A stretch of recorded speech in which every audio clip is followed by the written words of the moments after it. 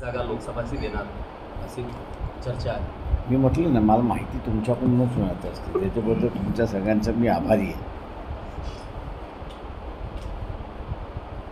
बरं सर, काही चान्सेस तुमचे कशाबद्दल? आघाडी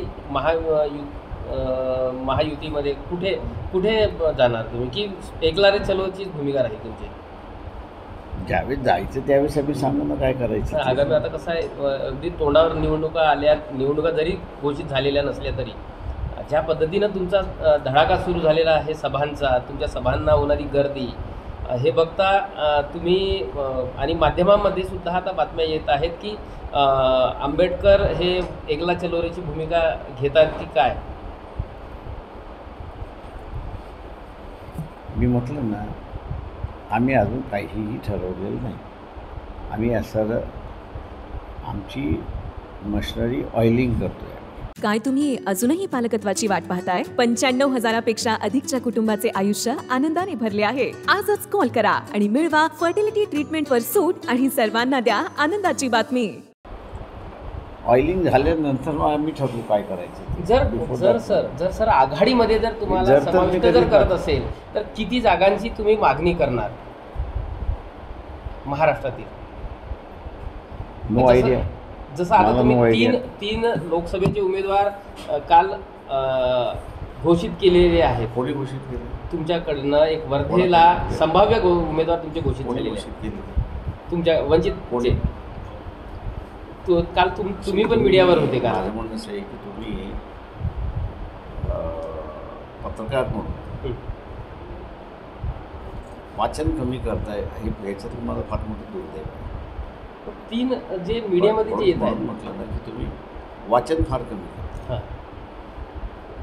तुमच्यामधलं जो टीआरपीच ना, हं. त्या टीआरपीच्या भानगडीमध्ये तुम्ही तुमची क्रेडिबिलिटी घालता. अच्छा. ते जे वर्ध्याचं पत्र तुमच्या हातामध्ये लागलं हां. आणि त्याला तुम्ही असं हे केलं, ते वर्ध्याचं पत्र जर बघितलं तर ते जिल्हा अध्यक्षांनी पक्षाच्या अध्यक्षाला लिहिलेलं पत्र आहे की आमची जिल्ह्याची बैठक आहे, त्या जिल्ह्याच्या बैठकीमधलं असणारं जे आहे हे ठरलं आहे. तुम्ही जर बोलणी होणार असेल तर त्याच्यामध्ये बोलणी होणार असेल तर तुम्ही वर्ध्याची सीट पक्षाला सुटेल असा प्रयत्न करा.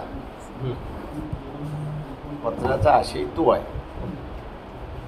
आता एक तर तुम्हाला ती मराठी कळली नसेल एक भाग, किंवा कडून बेळगावला जायचं तुम्ही ठरवलं असेल हा एक भाग असेल, किंवा तिसरा चॅनलवाल्यांचाच अजेंडा असेल की आघाडीमध्ये बिघाड करायचा आणि म्हणून उमेदवार जाहीर केला म्हणून असं बातम्या लावून दिलं. आता त्याला आम्ही काय करणार आहोत? आम्ही काहीच करू शकत नाही. फक्त तुमचं स्क्रीनवरती जे येते तेवढं बघत बसतात. माझं सगळं म्हणणं आहे, ज्याला कोणाला अकोला लढायचे त्यांनी लढा, ज्याला लढायचे त्यांनी लढा. आम्हाला काहीच त्याच्यामध्ये घेणं देणं नाही. पण तुम्ही स्वतःची उमेदवारी अकोल्यासाठी घोषित केली आहे सर? मी माझा मालक आहे, हो. त्याच्यामुळे मला जे करायचं ते मी करतो. मग एकंदरीत या 1-2 दिवसामध्ये काय निर्णय अपेक्षित आहे तुम्हाला? मला तो पत्रकारांनी सांगावा, मी असताना तोच जाहीर करतो ना. हे का काहीतरी तुम्ही सगळंच आमच्या वतीने जाहीर करताय, त्याच्यामुळे पत्रकारांनीच मला सांगावं मी काय जाहीर करावं, मी ते जाहीर करतो. भूमिकेत दिसायचे वंचितच्या बाबतीत, आता नानाही कुठेतरी नरम झालेले आहेत. काय प्रकाश आंबेडकरांचा तुम्ही नानाला विचारलेला प्रश्न बरा की ते कडक असताना मवाळ कसे झाले, ते नानाला विचारलं पाहिजे. ते थोडी आम्ही तुम्हाला सांगणार आहोत. काय तुमच्यामधलं असं काय दिसलं त्यांना की आता ते एकदम नरम देत? ते तुम्ही त्यांनाच विचारलं पाहिजे राजू. त्याच्यामुळे तुम्ही त्यांनाच विचारा की धडसोड भूमिका जी आहे ती त्यांनी का ठेवली तुम्ही त्यांनाच विचारा. तेच तुम्हाला उत्तर देतील, मी थोडी उत्तर देणार. हां, त्यांनी मला वकीलपत्र दिलं आणि मग त्यांची पिटिशन ड्राफ्ट करायला त्यांनी मला सांगितली. मग मी त्यांना विचारतो, हे दडसोडीचं तुमचं कारण काय ते सांगा, पिटिशनमध्ये लिहितो मी. महाविकास आघाडीच्या कुठल्याही सभांना आपली उपस्थिती दर्शवू नका, तर याबद्दल काय सांगितलं? नाही, मी काल परवाच करते हे केलं होतं की पक्षाचे जे कार्यकर्ते आहेत त्यांना वेगवेगळ्या पक्षाकडून असणारा कार्यक्रम इथे आहेत, इकडे आहे, इकडे आहे, इकडे आहे, इकडे आहे, असं सगळं चालायचं. आणि मला असं दिवसातून 20-25 फोन यायचे की आम्ही काय करायचं.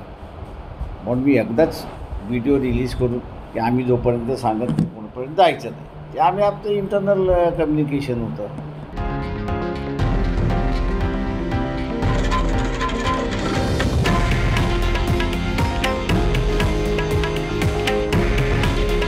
हे आहे देशातील नंबर 1 न्यूज नेटवर्क आणि आपण पाहत आहात TV9 मराठी. काळजी तुमची, हित महाराष्ट्राचं.